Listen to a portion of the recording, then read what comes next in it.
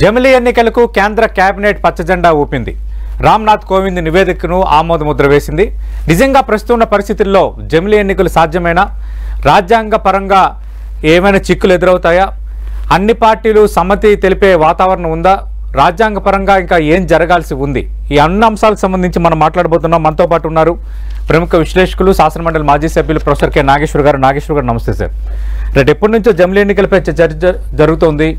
మాజీ రాష్ట్రపతి రామ్నాథ్ కోవింద్ నేతృత్వంలో ఒక కమిటీ వేయటం, కమిటీ నివేదిక ఇవ్వడం, ఈరోజు కేబినెట్ ఆమోద ముద్ర వేయటం అన్నీ జరిగిపోయాయి. అసలు జమిలీ సాధ్యమైన ప్రస్తుత పరిస్థితుల్లో కొన్ని పార్టీలు డిఫర్ అవుతున్నాయి, కొన్ని రాజ్యాంగపరమైన చిక్కులు ఉన్నాయంటున్నారు. నాగేశ్వర్ గారు, అంటే మీరు భారతదేశ ఎన్నికల చరిత్ర చూస్తే 1951 నుంచి 1967 వరకు భారతదేశంలో జమిలీ ఎన్నికలు జరిగినాయి సార్. లోక్సభ ఎన్నికలు, అసెంబ్లీ ఎన్నికలు ఒకేసారి జరిగాయి. ఎందుకంటే అప్పుడు కాంగ్రెస్ పార్టీ ఒకటే బలంగా ఉండేది, ఏకపార్టీ ఆధిపత్యం ఉండేది. 67లో కొన్ని రాష్ట్రాల అసెంబ్లీల్ని ముందస్తుగా రద్దు చేయాల్సి వచ్చింది. తర్వాత 1971లో కాంగ్రెస్ పార్టీలో చీలిక తర్వాత ఎన్నికల్ని ముందుకు జరిపారు. సో 72లో జరగాల్సిన మీకు 70 దాని ఎన్నికల్ని ముందుకు జరపడం వల్ల మీకు ఈ బ్రేక్ అయింది ఫస్ట్ టైం. అంటే 67 తర్వాతనే బ్రేక్ అయింది.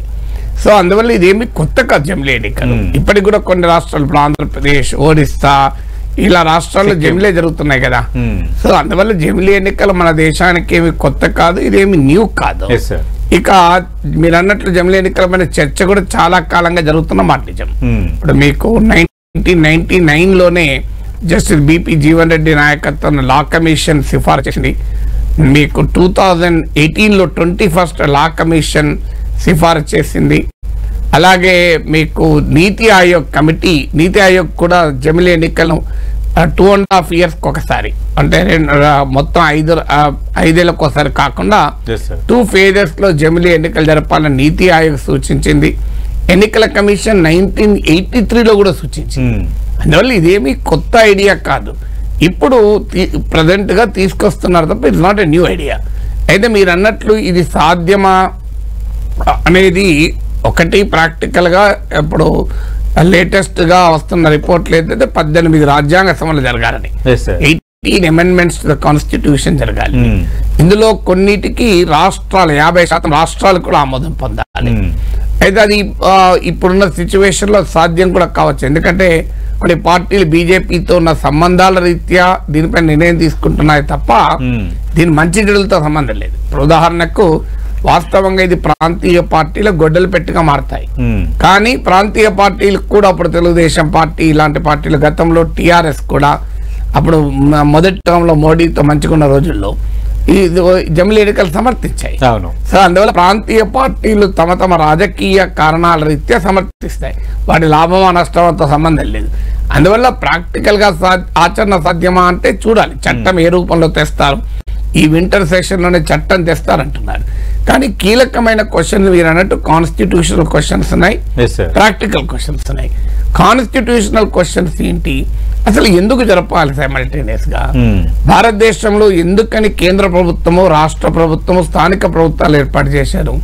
అసలు జమిలీ ఎన్నికలు ఎందుకు? ఒకటే ప్రభుత్వం ఉండొచ్చు కదా, దేశం మొత్తానికి ఒకటే ప్రభుత్వం ఉండొచ్చు కదా.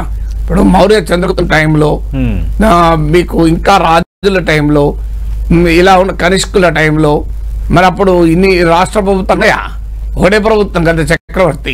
మిగతాలంతా సామంత రాజ్యాలే కదా. మరి అలా పెట్టుకుందామా మనం? అందువల్ల అసలు ఈ జమిలీ ఎందుకు? ఇంకా బెస్ట్ కదా, అసలు ఒకటే ప్రభుత్వం కేంద్రంలో ఉంటుంది. మొత్తం రాష్ట్ర ప్రభుత్వాలు, స్థానిక ప్రభుత్వాలు, ఈ గోళ ఉండదు, ఎన్నికలు ఉండవు, గందరగోళం ఉండదు, ఖర్చు ఉండదు, సమయం వృధా ఉండదు. ఒప్పుకుందామా? ఆశ్చర్యంగా ఉంటుంది. అందువల్ల ఇది రాజ్యాంగ రీత్యా ఎందుకు ఏర్పాటు చేశారంటే, ఇంత పెద్ద దేశంలో ఒక అధికారం అంతా ఒక చేట కేంద్రీకృతమై ఉంటే అది చాలా ప్రమాదకరమైన పర్యవసనాలకు దారితీస్తుంది. ప్రజాస్వామ్యంలో మంచిది కాదని. తర్వాత దేశంలో, భారతదేశానికి చాలా డైవర్సిటీ ఉంది, వైవిధ్యభరితమైన దేశం. అనేక భాషలు, మతాలు, సంస్కృతులు, ప్రాంతాలు, అనేక రకాల అస్తిత్వాలు ఉంటాయి. తెలుగువారే ఐక్యంగా ఉంటేనే తెలంగాణలో పెద్ద పోరాటం జరిగింది, మా అస్తిత్వం వేరు అని. ఇద్దరు తెలుగు వాళ్ళే కదా, తెలంగాణ అయినా, ఆంధ్ర అయినా, రాయలసీమ అయినా. సో అందువల్ల ఇన్ని రకాల భాషాపరమైన అస్తిత్వాలు ఉన్నాయి. అంటే భారతదేశం అనేది వీటన్నిటి రకాల అస్తిత్వాల యొక్క కలయిక.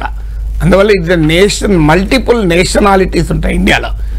అందువల్ల భారతదేశానికి ఈ క్యారెక్టర్ రీత్యా ఇప్పుడే మీరు గమనించండి, ఒక నార్త్ ఈస్టర్న్ అతను దేశ ప్రధాని అవుతాడా? ప్రాక్టికల్ గా సాధ్యం కాదు. మేఘాలయ వారు, సిక్కిం వారు, అరుణాచల్ ప్రదేశ్, నాగాలాండ్, అసలు సౌత్ ఇండియా వాళ్ళు అవడం రేర్ కదా. మీకు సౌత్ ఇండియా వాళ్ళు ఎంతమంది అయ్యారు? మీరు ఏమైనా యూపీ, నార్త్, హిందీ, ఇప్పటికీ ఆ బ్యాలెన్స్ ఆఫ్ పవర్ లేదు. ఇక మీకు ఈ జమిలీ ఎన్నికలు ఎందుకని ఈ రకంగా వివిధ రాష్ట్రాల్లో పెట్టారంటే డిస్ట్రిబ్యూషన్ ఆఫ్ పొలిటికల్ పవర్ కొరకు పెట్టారు. అంటే ఏకకాలంలో భిన్నమైన రాజకీయ దృక్పథాలు ఉన్న ప్రభుత్వాలు కేంద్రంలో ఉంటాయి, రాష్ట్రంలో ఉంటాయి. అందువల్ల దానివల్ల ఏంటంటే డిస్ట్రిబ్యూషన్ ఆఫ్ పవర్ ఉండదు. ఏ ఒక్క పార్టీ చెప్పేదే రైట్ అని మనం చెప్పలేము. సమాజంలో చరిత్ర చెప్పాలి అది ఏది రైట్ కానీ అధికారం అంతా కేంద్రీకృతం అయితే మనం ఎమర్జెన్సీ చూసాం కదా దేశంలో.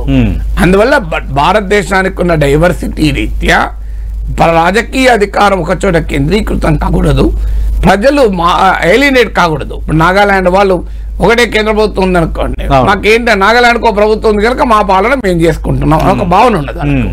సో తెలంగాణ వాళ్ళకు భావన మా పాలన మేమే చేసుకుంటున్నామని. సో అలా డైవర్సిటీని అడ్రస్ చేస్తానికి ఇది తీసుకొచ్చారు.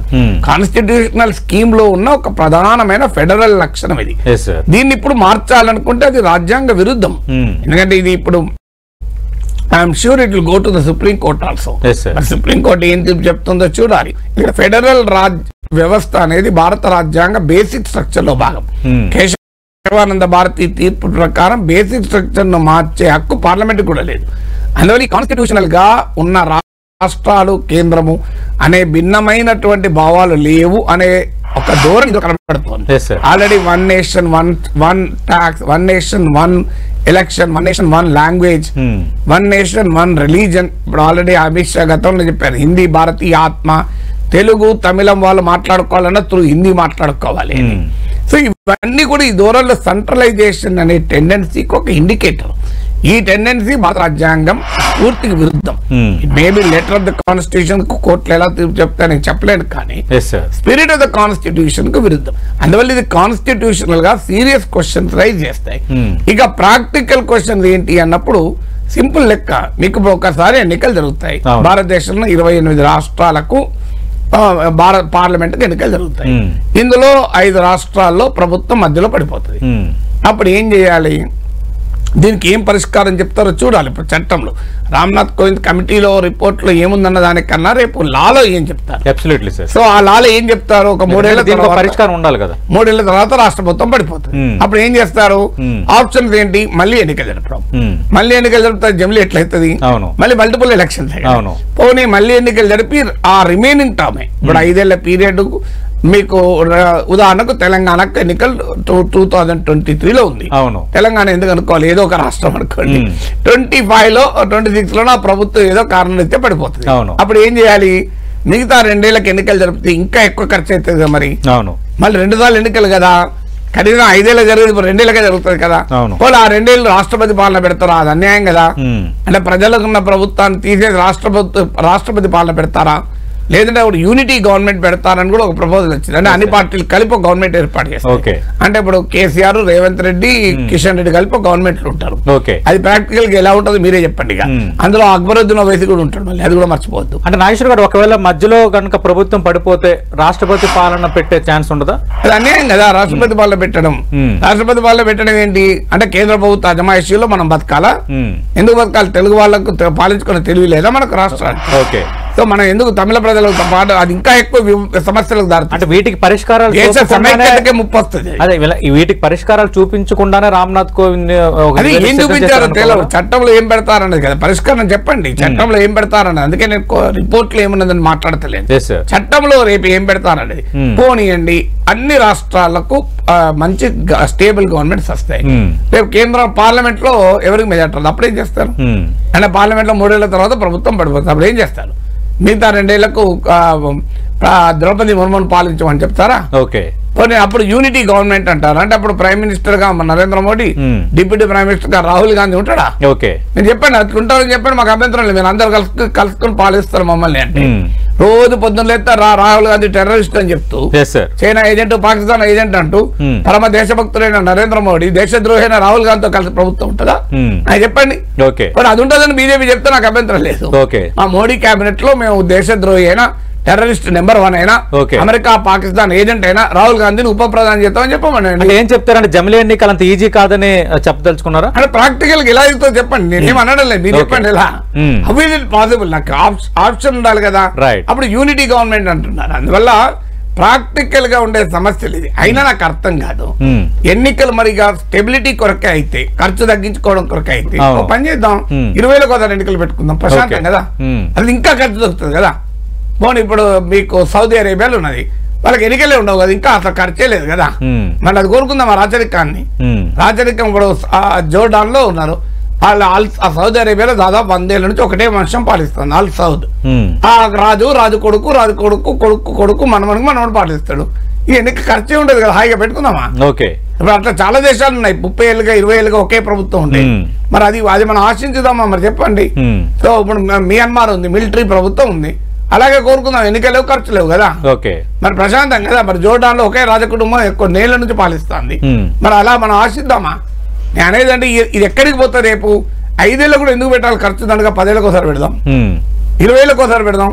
ఇదేంటి అభివృద్ధి దెబ్బతింటుంది కదా సార్. ఎన్నికలు ఏంటి అంటే 20 ఏళ్ళకి ఒకటే గవర్నమెంట్ పెట్టేస్తున్నాం, పని అయిపోతుంది. ఇప్పుడు 5 ఏళ్ళకి ఏమవుతుంది, ఏదైనా ఒక కార్యక్రమం మొదలు పెట్టే వరకు 5 ఏళ్ళు అయిపోతుంది. దానికన్నా ఇప్పుడు చంద్రబాబు నాయుడుకి 20 ఏళ్ళు ఇచ్చుంటే అమరావతి పూర్తి చేసేవాడు కదా. జగన్ వచ్చి ఆ అమరావతిని పోలవరాన్ని విధ్వంసం చేసేవాడు కాదు కదా. అని చెప్పి 20 ఏళ్ళకి ఒకసారి గవర్నమెంట్ పెట్టుకుందాం, బ్రహ్మాండంగా ఉంటది కదా. ఒప్పుకుందాం మరి. అంటే నాగేశ్వర్ గారు ఇప్పుడు వీళ్ళు చెప్తున్న లెక్కల ప్రకారం లోక్సభలోనున్న 543 మంది సభ్యుల్లో 67% మంది సభ్యులు బిల్లుకు అనుకూలంగా ఓటు వేయాలి, రాజ్యసభలో 67% అనుకూలంగా వేయాలి. మీరు ఇందాక ప్రస్తావించినట్టు 50% రాష్ట్రాలు అంటే రాష్ట్ర అసెంబ్లీలు దీనికి ఆమోద ముద్ర అంటే తీర్మానం చేసి పంపించడం, ఆ ప్రొసీజర్ని వాళ్ళు ఫాలో అవుతారండి. ఇవన్నీ జరిగిన తర్వాత కూడా రేపు పొద్దున్న సుప్రీంకోర్టు ప్రశ్నించడానికి స్కోప్ ఉంటుందా, అసలు ప్రక్రియ ఎలా కొనసాగే అవకాశం ఉంది? ఇప్పుడు ఇది రాజ్యాంగ సవరణలు కొన్ని సవరణలకు సింపుల్ మెజారిటీ సరిపోతుంది, కొన్ని సవరణలకు 2/3 సభ్యుల మద్దతు ఉండాలి, కొన్ని సవరణలకు రాష్ట్రాల మద్దతు కూడా ఉండాలి, 50% రాష్ట్రాలు. అది పొలిటికల్ ఆస్పెక్ట్ మేనేజ్ చేయొచ్చు, అసాధ్యమేం కాదు. నేను ఇప్పుడున్న మన దేశ రాజకీయాల్లో అదేం అసాధ్యమేం కాదు అంటే. But it's a difficult thing, ఎందుకంటే ఇప్పుడు గతంలో లాగా మెజార్టీ లేదు కదా, ఇంకా తగ్గింది కదా. అవును, ఇప్పుడు ఒకప్పుడు 300 పైన ఉండే కదా, ఇప్పుడు 300 లోపల పడింది ఎన్డీఏకి. అవును. సో అందువల్ల మరి అంటే గతంలో ఇప్పుడు ఇండియా కూటమిలో ఉన్న సమాజ్వాదీ పార్టీ లాంటి పార్టీలు కూడా గతంలో మద్దతు ఇచ్చాయి. అవును, వాళ్ళు ఇప్పుడు మద్దతు ఇస్తారా లేదా మనకు తెలియదు. సో అందువల్ల ఫండమెంటల్ పాయింట్ నా క్వశ్చన్ ప్రాక్టికల్ గా పొలిటికల్ గా జరుగుతుందా లేదా ఒక క్వశ్చన్. నేను అనేది దాని అవసరం ఏంటి అని అడుగుతున్నాను. కొన్ని ఖర్చు అంటున్నా, ఎంత ఖర్చు అవుతుందో చెప్పండి. ఎంత ఖర్చు అవుతుంది? ఒక 10,000 కోట్లు ఖర్చు అవుతుంది అనుకుందాం. ఒక 5 ఏళ్ళలో ఎన్నికలు జరపాలంటే మీరు పార్టీలు అభ్యర్థులు పెట్టే ఖర్చు పక్క పెట్టండి. మిమ్మల్ని ఎవరు పెట్టుకుంటారు? మీరు అడ్డగోలుగా డబ్బులు ఉన్నాయి కనుక, అక్రమంగా సంపాదించిన డబ్బంతా ఉన్నది కనుక మీరు హోటల్లో కొనడానికి ఖర్చు పెడుతున్నారు. మీరేమి జనానికి దేశం కొరకు ఖర్చు పెడతారా? మీరు మీ అవసరాల కొరకు, ఆయన ఎవరికి పోతున్నది? ప్రజలకే కదా, ప్రజలకే డబ్బు పంపిణీ అవుతున్నది కదా, వేరే వాళ్ళకే నష్టమేం లేదు కదా. అది నేను అనేది అంటే ప్రభుత్వాలకు ఎంత ఖర్చు అయితే చెప్పండి. 10,000 కోట్లు ఖర్చు అయితే అనుకుందాం. అసెంబ్లీ ఎన్నికలు లోక్సభ కలిపి 5 ఏళ్లకు మీరు నాకు లెక్క తీయండి సతీష్. మన 97 lakh crore అనుకుంటాను ఓటర్లు, అందులో ఒక 70% ఓటేస్తారు అంటే ఎంత? ఒక 60 కోట్లు, అంతే కదా ఖర్చు అయ్యేది. ఎంత అవుతుంది? Maximum 25 to 30 rupees per year per person. అంటే ఒక ఓటరుకు ఒక ఏడాదిలో 27 రూపాయలు ఖర్చు అయితే, ఖర్చు అది 25 నుంచి 30 రూపాయలు ఖర్చు అయితే. దేశంలో ప్రజాస్వామ్యం కొరకు ఈ ఖర్చు కూడా పెట్టుకోలేమా? అసలు ఎవరు చెప్పారు 10,000 కోట్లు ఖర్చు అని? ఇప్పుడు 48 లక్షల కోట్లు కేంద్ర ప్రభుత్వ బడ్జెట్, ఇక రాష్ట్రాల బడ్జెట్ కలిపితే 90 లక్షల కోట్లు అవుతుంది. 90 లక్షల కోట్లలో 10,000 కోట్లు ఖర్చా? అసలు ఏం లాజిక్ ఇది? నాకు అర్థం కాదు ఖర్చు అని. ఇక ప్రభుత్వం ఎఫెక్ట్ అవుతుంది, మోడల్ కోడ్ ఆఫ్ కండక్ట్ ఉంటుంది. అసలు ఎవరు రమ్మన్నారండి మీరు? ఇప్పుడు ఉదాహరణ మున్సిపల్ కార్పొరేషన్ ఎన్నికలు కూడా హోమ్ మినిస్టర్ వస్తున్నాడు. దేశంలో నెంబర్ 2 వచ్చి హైదరాబాద్ మున్సిపల్ కార్పొరేషన్ ప్రచారం చేస్తున్నాడు. భారతదేశ చరిత్రలో ఈ ప్రధాని ప్రచారం చేసినందుకు ఎవరు చేయలే. అంటే అసలు మీరు డిస్టర్బ్ అవుతున్నారు. వ్యవస్థ చేసిందా? మీరు ఈవెన్ చిన్న అసెంబ్లీ ఎన్నికలైనా మీరు రావాలి. చిన్న ఉప ఎన్నిక కూడా వచ్చి హోమ్ మినిస్టర్ వచ్చి క్యాంపెయిన్ చేస్తాడు. అవసరమా అది అసెంబ్లీ ఉప ఎన్నికకు? ఇలా స్థానిక నాయకులు వదిలేయాలి కదా. నేను ఇంకొకటి, అసలు ఇన్ని దశలు ఎవరు జరుపుకున్నారు? 7-8 దశలు జరుపుకున్నారు ఓవర్ పీరియడ్ ఆఫ్ 1 year. అవును. దీనికి ఏం కారణం చెప్తారు? భద్రతాపరమైన అవసరాలు, సిబ్బంది. మీకు ఒక ఉదాహరణ చెప్తాను సుకేష్. మీకు 1977, 1984, 1989 ఈ 3 ఎన్నికలు 5 రోజులు జరిగాయి. Only with in 5 days. 1980 elections దేశవ్యాప్తంగా 5 రోజుల్లోనే అంతే, విత్ ఇన్ 4 days లో జరిగాయి. మీకు అవి వెనక్కి తీసి చూడండి మీరు. సో మరి అప్పుడు ఇంకా తీవ్రవాదం ఉండే కదా, పంజాబ్ తీవ్రవాదం, కాశ్మీర్ తీవ్రవాదం ఉన్న రోజుల్లో. ఇండోనేషియా 6,000 దీవులు ఉన్నాయి అక్కడ, మానవులు నివసించే దీవులు 6,000 ఉన్నాయి. Third most populous country China, India తర్వాత. అక్కడ 1 day జరుగుతుంది, 1 day జరుగుతుంది ఎన్నిక. అసలు నాకు అర్థం కాని అంశం, అమెరికా ఎన్నికలు ఫ్రీక్వెంట్ గా, అమెరికా అధ్యక్ష ఎన్నికలు ఎన్నేళ్ళు కదా, మనకు 5 ఏళ్ళు, వాళ్ళు 4 ఏళ్ళే. అవును. ఇప్పుడు అమెరికా ప్రెసిడెంట్ ఇప్పుడు 24 ఎలక్ట్ అవుతున్నాడు కదా, అంతకుముందు 2020 ఎలక్ట్ అయ్యాడు కదా. మరి అమెరికాలకు 4 years ఎలక్షన్, తర్వాత మళ్ళీ house of representative elections, senate elections, governor elections, మళ్ళీ ఇవి మిడ్ టర్మ్ ఎలక్షన్స్ కూడా ఉంటాయి. మరి అమెరికాలో ఇన్ని ఎన్నికలు ఎదుర్కొన్నాయి. అమెరికా పనికిమాల దేశమా, దివాళి తీస్తుందా? జపాన్ లో మీరు ఇజ్రాయిల్, ఇవి ఎంత టెక్నాలజికల్ డెవలప్ అయినా ఎన్నిసార్లు ఎన్నికలు లెక్కలు తీయండి, అసలు ప్రభుత్వాలు ఎన్నిసార్లు పడిపోయిన లెక్కలు తీయండి. అసలు ఈ లాజిక్ అనేది అసలు ఫండమెంటల్ గా ఎందుకొరకు మీరు ఎన్నికలు జరుపుతున్నారు?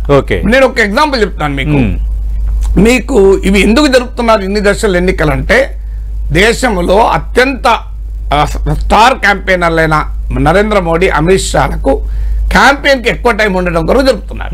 మీకు ఉదాహరణ హర్యానా ఎన్నికలు జరిగినాయి ఈ మధ్య. హర్యానా, జమ్మూ కాశ్మీర్ ఎన్నికలకు పిలిపించారు. అవును. ఎందుకు ఒక్కరోజు జరపలేదు? దేశమంతటా మీరు పార్లమెంట్ ఎన్నిక, జమిలీ ఎన్నికలు జరుపుతామంటున్నారు. నేను అనేది ఏంటంటే హర్యానా, జమ్మూ కాశ్మీర్ కలపచ్చు కదా, వేరు జరిపారు కదా. పోనీ హర్యానా, మహారాష్ట్ర ఎందుకు విడగొట్టారు? అరే మహారాష్ట్ర కూడా అయిపోతుంది కదా నవంబర్ లో. ఇప్పుడు అక్టోబర్ లో మీరు మహారాష్ట్ర, హర్యానా పెడుతున్నారు. మహారాష్ట్ర ఎందుకు పెట్టలేదు? ఇప్పుడు అరవింద్ కేజ్రీవాల్ అడుగుతున్నారు జమిలీ జరపమని. ఢిల్లీ ఎన్నికలు కూడా నవంబర్ లో మహారాష్ట్రతో కలిపి జరపమంటున్నారు. ఎందుకు జరుపుతలేరు? మరి ఒకవైపు జమిలీ ఎన్నికలు అంటారు, ఒకవైపు కలుపుమంటే కలుపుతలేరు. మీరు చూడండి, అంటే యూపీఏ టైంలో కూడా ఇన్ని దశలను జరిగాయి కదా నాగేశ్వర్ గారు. నేను అనేది ఎప్పుడైనా మరి వాళ్ళు అనలే కదా జమిలీ, వాళ్ళు జమిలీ అనలే కదా. నువ్వు జమిలీ ఎన్నికలు చాలా గొప్ప ఉన్నప్పుడు అరవింద్ కేజ్రీవాల్ డిమాండ్ ఎందుకు ఒప్పుకుంటలేరు అంటున్నా. అరవింద్ కేజ్రీవాల్ ఏమంటాడు? ఫిబ్రవరిలో జరగాలి ఎన్నికలు, ఫిబ్రవరి 2025 లో. నవంబర్ లో మహారాష్ట్రతో కలపమంటున్నాడు. కలపడానికి మీరు ఎందుకు అభ్యంతరం? మీకు విచిత్రం ఉంటుంది. జమిలీ ఎన్నికలకు అనుకూలంగా కేసీఆర్ టీఆర్ఎస్ వైఖరి తీసుకుంది. 2019 లో వాస్తవంగా జమిలీ తెలంగాణది ముందు జరిపి 2018 లో జరిపాడు కేసీఆర్. అంటే చెప్పేదేమో మేము జమిలీ ఎన్నికలకు అనుకూలమని, ఉన్న జమిలీలో తీసుకొచ్చి ముందు పెట్టారు ఎన్నికలు. వచ్చే ఎన్నికల టైంకి మీరు అన్నట్టుగా తెలంగాణ, ఛత్తీస్గఢ్, రాజస్థాన్, మధ్యప్రదేశ్ అవసరమైతే ఈ అసెంబ్లీల గడువును ముందుకు పొడిగించి లోక్సభ ఎన్నికలు కనెక్ట్ చేస్తారని. సింపుల్ ఎందుకు చేస్తారంటే మీకు సింపుల్ లెక్కలు చెప్తాను. ఇప్పుడు ద వర్డిక్ట్ అని ప్రణయ్ రాయ్ అండ్ దొరబ్ సూపర్వాలా బుక్ రాశారు. The verdict decoding Indian elections. చాలా క్లియర్ గా అందులో ఎస్టాబ్లిష్ చేసింది ఏంటంటే ఎవిడెన్స్ తోని పార్లమెంట్ ఎన్నికలు, అసెంబ్లీ ఎన్నికలు ఒకే రకంగా ఉండవు, కొంత గ్యాప్ వచ్చి జరుగుతాయి. ఒక ఉదాహరణ చెప్తాను. తెలంగాణలో అసెంబ్లీ ఎన్నికలు జరిగాయి 2023 డిసెంబర్. బీజేపీకి 14% ఓటింగ్ వచ్చింది. విత్ ఇన్ 6 months మీకు పార్లమెంట్ ఎన్నికలు జరిగాయి తెలంగాణలో. బీజేపీకి ఎంత వచ్చాయి? 35%. అంటే బీజేపీ ఓటింగ్ శాసనసభ ఎన్నికల కన్నా పార్లమెంట్ ఎన్నికల్లో 20% పెరిగింది. టిఆర్ఎస్ ది అసెంబ్లీ ఎన్నికల్లో 37%, లోక్సభ ఎన్నికలకు 17%, 20% తగ్గింది. బీజేపీ 21% పెరిగింది. ఇప్పుడు అర్థమైంది కదా ఎవరికి లాభం, ఎవరికి నష్టం. సింపుల్ లెక్క కదా. అంటే జమిలీ ఎన్నికల లేదు మీకు లెక్క. అదే జమిలీ ఎన్నికలు కాదు, ఇంకో ఉదాహరణ చెప్తాను. 2018 లో బీజేపీకి అసెంబ్లీ ఎన్నికల్లో 7%, మీకు లోక్సభ ఎన్నికలకు వచ్చే వరకు అసెంబ్లీ ఎన్నికల్లో ఒకే ఒక్క ఎమ్మెల్యే సీట్ గెలుచుకున్నారు. అవును. లోక్సభ ఎన్నికల్లో 20% ఓటింగ్ వచ్చింది, 4 ఎంపీలు. మన అసెంబ్లీ ఎన్నికల్లో 8 ఎమ్మెల్యే సీట్లు గెలుచుకున్నా, పార్లమెంట్ ఎన్నికల్లో 8 ఎంపీ సీట్లు గెలుచుకున్నారు. మీకు అర్థమైందా ఎందుకు మరి జమిలీ జరపాలంటున్నారు? అంటే లోక్సభ ఎన్నికలతో అసెంబ్లీ ఎన్నికలు జరిపితే ఎవరికి లాభం చెప్తాను. కర్ణాటక అసెంబ్లీ ఎన్నికల్లో కాంగ్రెస్ గెలిచింది. లోక్సభ ఎన్నికల్లో కర్ణాటకలో 28 Lok Sabha seats, majority more than 60% BJP గెలిచింది. ఓకే, అంటే అసెంబ్లీ ఎన్నికల్లో కాంగ్రెస్ గెలిచింది, లోక్సభ ఎన్నికల్లో బీజేపీ గెలిచింది. ఓకే, మీకు 2018 అసెంబ్లీ ఎన్నికలు రాజస్థాన్, ఛత్తీస్గఢ్, మధ్యప్రదేశ్ కాంగ్రెస్ గెలిచింది, బీజేపీ ఓడిపోయింది. 2019 లోక్సభ ఎలక్షన్స్ 65 సీట్లు ఉన్నాయి. 65 సీట్లలో 60కి పైగా బీజేపీ గెలిచింది. ఓకే, ఢిల్లీ 2014 7 అసెంబ్లీ లోక్సభ సీట్లు బీజేపీ గెలిచింది, నాకు గుర్తున్నంత వరకు ఒకటి అటు ఇటు. 2015 అసెంబ్లీ ఎలక్షన్స్ ఆమ్ ఆద్మీ పార్టీకి 67 సీట్స్ వస్తే బీజేపీ 3 వచ్చాయి అసెంబ్లీ. మళ్ళీ మీకు 2019 లోక్సభ ఎలక్షన్స్ 7 బీజేపీ గెలిచింది. 2020లో 62 ఆమ్ ఆద్మీ పార్టీ గెలిచింది అవుట్ ఆఫ్ 70. అంటే ఇన్ని ఉదాహరణలు, ఇక మీకు ఎన్ని ఉదాహరణలు చెప్పండి. నాగేశ్వర గారు దీన్ని అట్టించి చూద్దాం. ఒకవేళ బీజేపీ పైన ఎన్డీఏ మీద వ్యతిరేకత వచ్చింది అనుకోండి ప్రజల్లోని, అప్పుడు ఈ జమిలీ ఎన్నికల్లో మిగతా కూటమికి వాళ్ళు కూడా అడ్వాంటేజ్ ఉంటుంది కదా. ఇప్పుడు అంటే ఈక్వల్ అడ్వాంటేజ్ కదా రెండు వైపులా. ఇలా ఎవరికి అడ్వాంటేజ్ ఎవరికి డిసడ్వాంటేజ్ నాలాంటి ఇష్యూ కాదు. నాలాంటి ఇష్యూ అది మంచిదా అంటున్నా. రేపు ఏమవుతుంది అప్పుడు లోక్సభలో ఎవరికి మెజారిటీ రాని పరిస్థితి వస్తుంది. అది మంచిదా దేశానికి? ఇబ్బంది. కనీసం అన్స్టేబుల్ గవర్నమెంట్ వస్తుంది కదా. రాష్ట్రాల్లో ఉన్న ఈ భిన్నమైన ఫ్రాక్చర్డ్ పొలిటికల్ ఎలక్టోరల్ వర్డిట్ కాస్త దేశంలో రిఫ్లెక్ట్ అయితే దేశానికి మంచిదా అని అడుగుతున్నాను. అంటే ఎక్కడైనా మీరు గమనించండి, లోక్సభ ఎన్నికల్లో జాతీయ పార్టీ లాభం. మీకు ఇది బీజేపీ ఇష్యూ కాదక్క. 2009 చెప్తా మీకు. 2009లో 32-33 సీట్స్ కాంగ్రెస్ గెలుచుకుంది లోక్సభ ఎన్నికల్లో. సైమల్టేనియస్ గా జరిగినాయి. సైమల్టేనియస్ గా అసెంబ్లీ ఎన్నికలు అత్యవసర మార్కులతోనే వచ్చింది కదా, జస్ట్ 155 వచ్చింది. 155 అంటే మరి ఆ లెక్కలు చూస్తే మీకు లోక్సభ ఎన్నికల లెక్కన చూస్తే 180 రావాలి. రాలే కదా. అంటే అసెంబ్లీ ఎన్నికలతో పోలిస్తే లోక్సభ ఎన్నికల కాంగ్రెస్ పార్టీ కూడా ఎక్కువ వచ్చాయి. నేను అనేది బీజేపీకి లాభమా కాంగ్రెస్ లాభమా అనేది కాదు, ఇది దేశానికి లాభమా నష్టమా అని. జాతీయ పార్టీల లాభం డెఫినెట్ గా, ప్రాంతీయ పార్టీలకు నష్టం. సో ఇప్పుడు మీకు తెలంగాణ ఎన్నికలు మీకు చెప్తాను. తెలంగాణ ఎన్నికలు ఏ అంశాలు ప్రభావితం చేస్తాయి? కేసీఆర్ ప్రభుత్వ పాలన, మార్పు కావాలా వద్దా, 10 ఏళ్ల పాలన, అసెంబ్లీ కుటుంబ పాలన, కేసీఆర్ కుటుంబం, ఇది కదా అసెంబ్లీ. లోక్సభ ఎన్నికలు ఇది ప్రభావం చూపిందా? ఇది చూపలేదు. ఏం చూపింది? మోడీ రావడమా లేదా అని. 2018 అసెంబ్లీ ఎలక్షన్ లో కేసీఆర్ ప్రభుత్వం ఫస్ట్ టర్మ్ లో చేసిన పనులు, కేసీఆర్ ప్రభుత్వాన్ని మళ్ళీ ప్రజలు 88 సీట్లు ఇచ్చారు. 2019 కి వచ్చే వరకు మళ్ళీ ఫుల్వామా వచ్చింది, బాలకోట్ వచ్చింది. అంటే ఏం జరుగుతుంది? మీకు ఒక బలమైన నాయకుడు జాతీయ పార్టీకి ఉన్నప్పుడు దేశవ్యాప్తంగా ఉండే ఎమోషనల్ ఇష్యూ డామినేట్ చేస్తాయి. అది మంచిదా అంటున్నా. ఇప్పుడు ఒక రాష్ట్ర ముఖ్యమంత్రి ఎన్నుకునేటప్పుడు రాష్ట్ర ప్రభుత్వం ఏం చేస్తుంది, రాష్ట్ర ప్రభుత్వం చేసే పనులు వేరు, కేంద్ర ప్రభుత్వం చేసే పనులు వేరు. రాజ్యాంగ ప్రకారం రాష్ట్ర ప్రభుత్వం ఏంటి? నా స్కూల్ బాగా నడిపిస్తాడా, నా హాస్పిటల్ బాగా నడుపుతాడా, ల్యాండ్ ఆర్డర్ సరిగా మెయింటైన్ చేస్తాడా, సంక్షేమ పథకాలు బాగా అమలు చేస్తాడా, ఇది కదా ముఖ్యమంత్రి నడిపేది. కానీ ఎన్నికలు ఏంటి? ఆర్టికల్ 370 రద్దు. ఇప్పుడు తెలంగాణలో ముఖ్యమంత్రిని ఆర్టికల్ 370 ప్రకారం నిర్ణయించుకుందామా?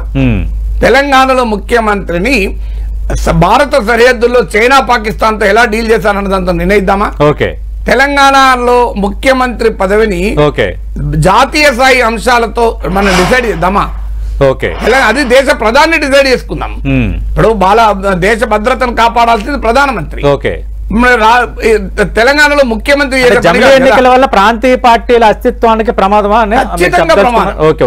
ఇన్ని ఎగ్జాంపుల్ చెప్పాను కదా, ఖచ్చితంగా ప్రభుత్వం మీకు ఎప్పుడైనా జాతీయ రాష్ట్ర స్థాయి అంశాలు నేను అడుగుతాను. ఇంకా మీకు సర్పంచ్ ఎన్నికలుగుతారు.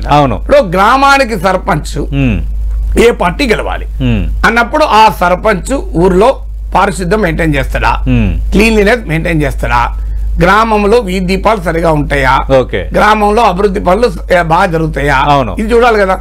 ఆర్టికల్ 370 ప్రకారం గ్రామ సర్పంచ్ ఎన్నుకుందా నాకు చెప్పండి. భారతదేశం చైనా సంగతి తేల్చిందా లేదా, పాకిస్తాన్ సంగతి తేల్చిందా లేదా, సర్పంచ్ ఎన్నుకుందామా? అసలు సర్పంచ్ ఎన్నుకోవడానికి ప్రాతిపదిక ఏంటి, ముఖ్యమంత్రి ఎన్నుకోవడానికి ప్రాతిపదిక ఏంటి, ప్రధానమంత్రి ఎన్నుకోవడానికి ప్రాతిపదిక ఏంటి అనేది ఉండాలి కదా లెక్క. నాగేశ్వర గారు, రాజకీయపరమైన అంశాలు కొన్ని మాట్లాడాం మనం. అలాగే దీనివల్ల లాభ నష్టాలు ఏంటి అనేది కూడా మనం మాట్లాడాం. రాజ్యాంగ పరంగా ఎలాంటి చిక్కులు ఎదురు కావచ్చు? ఇటు ఉభయ సభల్లో ఆమోదం వచ్చి తర్వాత 50% రాష్ట్రాల అసెంబ్లీలో ఆమోదం తెలిపిన తర్వాత కూడా ఇంకా రాజ్యాంగ పరంగా సమస్యలు ఉంటాయా? అంటే ఆ పార్లమెంట్, మన దేశంలో parliament is not supreme, constitution is supreme. Parliament కూడా ఒక దశ వరకే అధికారం. ఉదాహరణకు రాజ్యాంగ సవరణ చేసే హక్కు పార్లమెంట్కి ఉందా అంటే ఉంది. కానీ ఎప్పటి వరకు ఉంది? దేశ మౌలిక స్వరూపాన్ని, రాజ్యాంగ బేసిక్ స్ట్రక్చర్ ను మార్చే హక్కు లేదు. ఇది మరి బేసిక్ స్ట్రక్చర్ కిందికి వస్తుందా అంటే ఇది మ్యాటర్ ఆఫ్ ఇంటర్ప్రిటేషన్. సో ఇది ఫెడరలిజానికి వ్యతిరేకమా అంటే ఎలా వ్యతిరేకం? రాష్ట్రాలు వేరే ఉంటున్నాయి కదా, ఎన్నికలు ఒకసారి జరుపుతున్నాం కదా అని ఆర్గ్యుమెంట్ ఉండొచ్చు. అందువల్ల కాన్స్టిట్యూషనల్ టెస్ట్ కు నిలబడుతుందా లేదా అనేది ఒకటి, చట్టంలో ఏ రకమైన నిబంధనలు పొందుపరుస్తారన్న దాని మీద ఆధారపడి ఉంటుంది. ఇప్పుడు ఉదాహరణకు ఒక రాష్ట్రంలో 2 ఏళ్ల తర్వాత ప్రభుత్వం పడిపోతే 3 ఏళ్ళు రాష్ట్రపతి పాలన పెడతాం అన్నారు అనుకోండి, అది ఖచ్చితంగా ఫెడరల్ రాజ్యాంగానికి వ్యతిరేకం.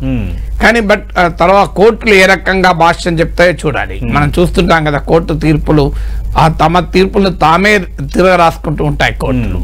అందువల్ల it's a matter of constitutional interpretation at that point of time. ఇప్పుడు కూడా పార్లమెంట్ చేసిన ఏ చట్టానికైనా న్యాయ సమీక్షకు నిలబడాల్సి, జ్యుడిషియల్ రివ్యూకు నిలబడాల్సి. అందువల్ల ఇది కోర్టులు కొట్టేస్తాయా లేదా అంటే maybe or may not be, most probably may not be. ఎందుకంటే ప్రభుత్వాలు తీసుకునే భారీ నిర్ణయాల్ని పూర్తిగా కొట్టివేసిన చరిత్ర లేదా అంటే ఇప్పుడు ఎలక్టోరల్ బాండ్ స్కీమ్ ను సుప్రీంకోర్టు కొట్టేసి, అదే సమయంలో కొన్నిటి విషయంలో ఆర్టికల్ 370 విషయంలో కోర్టు వదిలేస్తుంది, రద్దు సభ అంటే. అందువల్ల it all depends on how the courts view it. Constitution ఇక పొలిటికల్ గా అంటారా, పొలిటికల్ గా రావాల్సిన మెజారిటీ వస్తుందా, ఇదొక క్వశ్చన్. అంటే ఇప్పుడు ఏ పార్టీలు అనుకూలిస్తాయి, ఏ పార్టీలు వ్యతిరేకిస్తాయి, ఆయా పార్టీలకు 50% రాష్ట్రాల మద్దతు ఉంటుందా, ఇవన్నీ కూడా ఫ్యాక్టర్స్ గా ఉంటాయి. సో అందువల్ల పార్లమెంట్ లో ఉభయ సభల్లో కూడా కొన్ని సవరణలకు 2/3 రావాలి. మరి ఆ 2/3 మెజారిటీ రాజ్యసభలో లేదు, లోక్సభలో కూడా లేదు. అందువల్ల అది ఎలా సాధిస్తారు, ఇదొక పొలిటికల్ మేనేజ్మెంట్. కానీ మోడీ ప్రభుత్వం వచ్చిన ఈ 10 ఏళ్లలో అనుభవం ఏంటంటే మెజార్టీ లేకపోయినా మెజార్టీ తెచ్చుకోగలిగారు. నయానో భయానో మెప్పించో. దానికి ఉదాహరణ మన ఆంధ్రప్రదేశ్ లో రోజు పరస్పరం తిట్టుకునే టీడీపీ వైసీపీ 10 ఏళ్ళుగా ఒకే రకంగా ఓటేస్తున్నాయి, పార్లమెంట్ లో ఒకే రకంగా ఓటేస్తున్నాయి. అందువల్ల మన దేశ రాజకీయాల్లో వచ్చిన మార్పు. సో అందువల్ల రకరకాల పార్టీలు ఎలా మాన్యూవర్ చేస్తారు, ఎలా మేనేజ్ చేస్తారు అనేది ఇప్పుడు ఉభయ సభల్లో పాసిబిలిటీ ఏంటి సార్? పాసిబిలిటీ ఉంది, బయటపడతారు ఈజీగా. 67% సభ్యుల ఆమోదం ఉందా? అన్నిటికీ అవసరం ఉండకపోవచ్చు. అంటే అది మన రాజ్యాంగ సవరణలు అన్నిటికీ అవసరం, కొన్నిటి సింపుల్ మెజార్టీతో కూడా పాస్ చేయొచ్చు. ఉదాహరణకు రాష్ట్ర విభజన ఉంది, సింపుల్ మెజార్టీ సరిపోతుంది, 2/3 అవసరం లేదు. అందువల్ల ఇప్పుడు రేపు చట్టంలో ఏ రకమైన రాజ్యాంగ సవరణలు సూచిస్తారన్న దానిపైన ఆధారపడుతుంది. సూచించే రాజ్యాంగ సవరణలు ఏంటి, ఇప్పుడు ఆర్టికల్ 356 సవరణ చేస్తారా, దేనికి చేస్తారనేది చూడాలి. సో అంత devil lies in the detail అంటారు కదా. సో అందువల్ల రాజ్యాంగపరమైన అంశాలు చిక్కులు వస్తాయంటే వచ్చే అవకాశం ఉంది. దాన్ని ఎలా అధిగమించడానికి కసరత్తు చేస్తున్నప్పుడు లా కమిషన్ కూడా త్వరలో రిపోర్ట్ ఇస్తుంది. సో దానికి కావాల్సిన ఏర్పాటు చేసుకుంటారు. పొలిటికల్ గా కూడా మేనేజ్ చేసుకోవచ్చు. ఈ రెండు జరగవని అంటలేను, ఎందుకంటే 2029 లోపల 29కి వచ్చే వరకు జమిలీ చేయాలనేది ఆలోచన. ఈలోగా డీలిమిటేషన్ ఎక్సర్సైజ్ కూడా ఉంది 2026 లో, దాన్ని పూర్తి చేయాలి. 2000 అది చాలా పెద్ద వివాదం అవుతుంది. ఎందుకంటే డీలిమిటేషన్ అంటే జనాభా ప్రాతిపదికగా సీట్ల పునర్వ్యవస్థీకరణ. దానితో ఏమవుతుందంటే జనాభా తగ్గించిన సౌత్ ఇండియన్ స్టేట్స్ అన్యాయానికి గురవుతాయి, నార్త్ ఇండియన్ స్టేట్స్ కోమో హిందీ స్టేట్స్ కోమో బలం పెరుగుతుంది.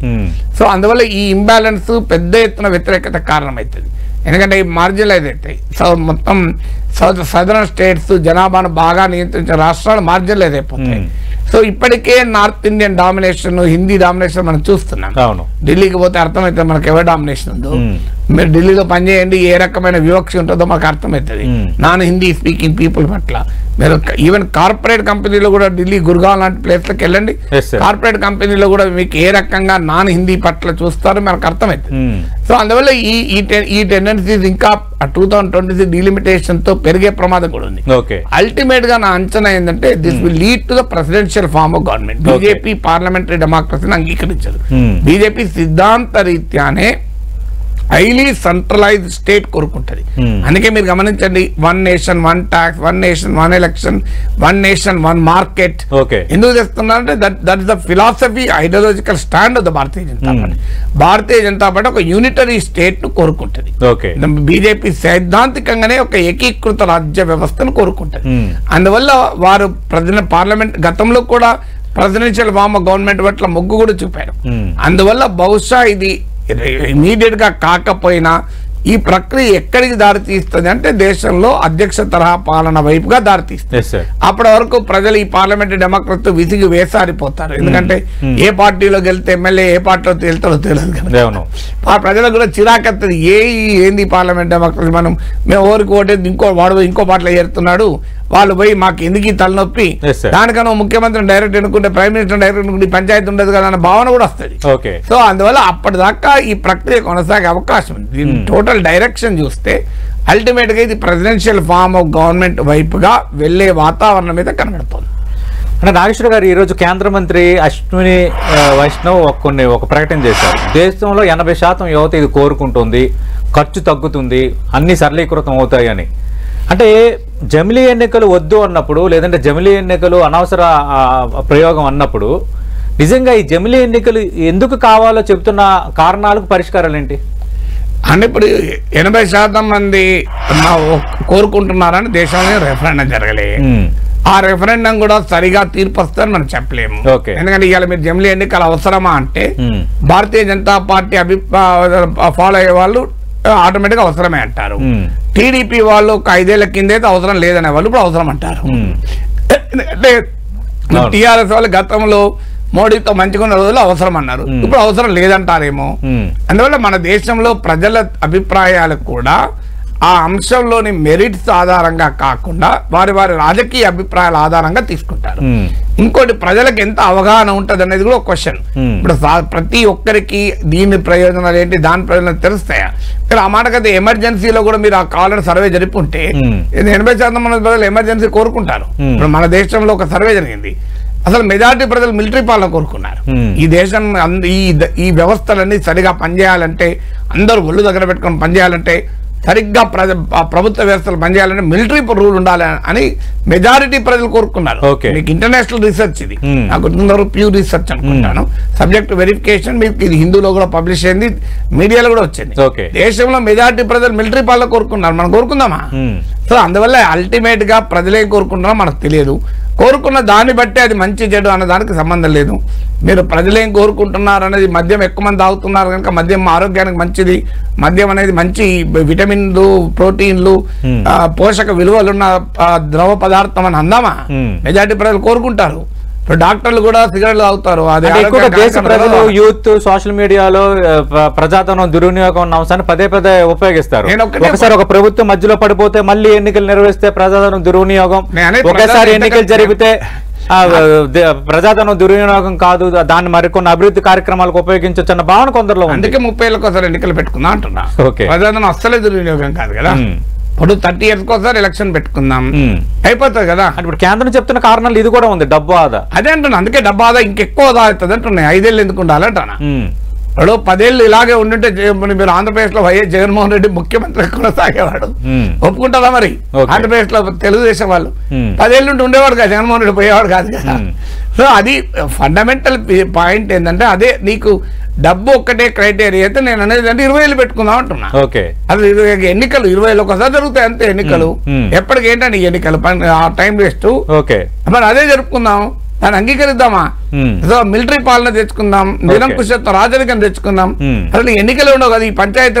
ఒక రాజకీయ విశ్లేషకుడిగా పూర్తి అన్నాంశాలపై అవగాహన ఉన్న వ్యక్తిగా మీరు చెప్పండి, 2029కి జమిలీ ఎన్నికలు సాధ్యం అవుతాయా, లేదంటే అంత ఈజీ కాదు, ఈ సమస్యలు ఖచ్చితంగా చుట్టుముడతాయన్న భావనలో నాగేశ్వర్ ఉన్నారా? సాధ్యమవుతాయంటే కావచ్చు. ఏమన్నది ప్రభుత్వానికి ఇప్పుడు ఇది మంచా చెడా అనే డిబేట్ వేరు, సాధ్యమా కాదా అని డిబేట్ వేరు. అవును, సాధ్యమా అంటే సాధ్యమే. ప్రభుత్వం కావాలనుకున్నప్పుడు సాధ్యం. ఎమర్జెన్సీ సాధ్యం కాలేదు ఈ దేశంలో. దేశంలో ఏదైనా ప్రజాస్వామ్యంలో సాధ్యమే. నా క్వశ్చన్ డబ్బే క్రైటీరియా అయితే ఎంత డబ్బు ఖర్చు అవుతుంది అనేది మీరు చెప్పండి నాకు లెక్క. ఇంతకుముందు చెప్పిన 10,000 కోట్లు అంటే ప్రతి మనిషికి ఏడాదికి 25 నుంచి 30 రూపాయలు, 25 నుంచి 30 రూపాయలు టీ ఖర్చు. అంతకని ఎక్కువ ఏమైతే చెప్పండి 10,000 కోట్లు అనుకోండి, అంటే 22,000 కోట్లు పర్ ఇయర్. 20,000 కోట్లు డివైడెడ్ బై 60 కోట్లు 70 కోట్లు ఏడు మీరు ఎంత అవుతుంది 30 రూపాయలు 25 to 30 రూపీస్ అవుతుంది but 25 rupees 30 rupees per year కూడా ఖర్చు అది ఓకే సో అది పార్టీలు పెడుతున్న ఖర్చు అంటే దానికి మనకేం సంబంధం మీరు ఎవరు పెట్టుకున్నాడు మిమ్మల్ని ఇక దీన్ని మార్చుకోవచ్చు కావాలంటే స్టేట్ ఫండింగ్ ఆఫ్ ఎలక్షన్ జరుపుకోవచ్చు ఎగ్జాంపుల్ చెప్తున్నాను అసలు సెక్యూరిటీ బలగాలు లేకపోవడం వల్ల అనేక దశలు జరుపుతామంటున్నారు మెయిన్ సిబ్బంది ఎన్నికల సిబ్బంది తీవ్రవాదం ఉన్న రోజుల్లో ఎన్నికల సిబ్బంది ఇంకెక్కువ పడతారు కదా జమిలీ అయితే ఇప్పుడు పార్లమెంట్ ఎన్నికలు అంటే ఒక ఈవీఎం ఉంటే అసెంబ్లీ ఎన్నికలు కూడా అదే టైంలో ఉంటే రెండు ఈవీఎంలు ఉండాలి కదా ఇంకా సిబ్బంది ఎక్కువ పడతారు కదా కానీ ఇప్పుడు అప్పటికిప్పటికి పోల్చుకుంటే సవాళ్ళు పెరిగాయి కదా నాగేశ్వర్ గారు పెరిగాయి మీరు ఎగ్జాంపుల్ చెప్తారు సవాళ్ళు పెరగలేదు మీకు బూత్ క్యాప్చరింగ్ ఇప్పుడు ఉందా అప్పుడు గుండాలు వచ్చి బూత్లే క్యాప్చర్ చేసుకుంటారు ఇప్పుడు ఉందా మనకు ఇప్పుడు టెక్నాలజీ పెరిగింది మీకు మొత్తం లైవ్ టెలికాస్ట్లు అయ్యాయి మీరు ఇవాళ పిన్నెల్లి రామకృష్ణారెడ్డి ఎత్తేస్తే ఈవీఎం మనకి ఎలా తెలిసింది 20 ఏళ్ల కింద తెలిసేదా ఎత్తేస్తే బ్యాలెట్ బాక్స్ ఎత్తుకపోతే మనకి ఏం తెలిసేది కూడా కాదు అసలు ఓటర్లను బలవంతాన ఓటింగ్ రానియకపోయేవాళ్ళు ఇప్పుడు సాధ్యమా ఓటు రానిపోతే ఆడపోతే మన టీవీ విలేకరులు పోయి ఇక్కడ చూడండి ఓటర్లను బట్టి గంట బలంతో ఆపారని చెప్పి లైవ్ టెలికాస్ట్ రాదా ఎవరు లేకపోతే సోషల్ మీడియాలో పోస్టులు పెట్టరా అసలు ఇంత అవేర్నెస్ పెరిగింది టెక్నికల్ గా పెరిగింది నేను అనేది అంటే టెర్రరిజం ఉన్న రోజుల్లో కన్నా కూడా కష్టం ఎంత ఎన్నికలు జరపడేది ఒకవైపు ఏమో దేశం చాలా భద్రంగా ఉంది చాలా మన రాజ్య వ్యవస్థ గట్టిగా ఉంది పాకిస్తాన్ కాదు చైనా కాదు ఇద్దరు వచ్చినా వాళ్ళ బుద్ధి చెప్పేద బలం ఉంది ఎన్నికలు జరుపుకోవాలంటే బలం లేదా ఏం రాజకీయం ఇది ఓకే లేదంటే పారామీటర్ బలగాలు పెంచుకోండి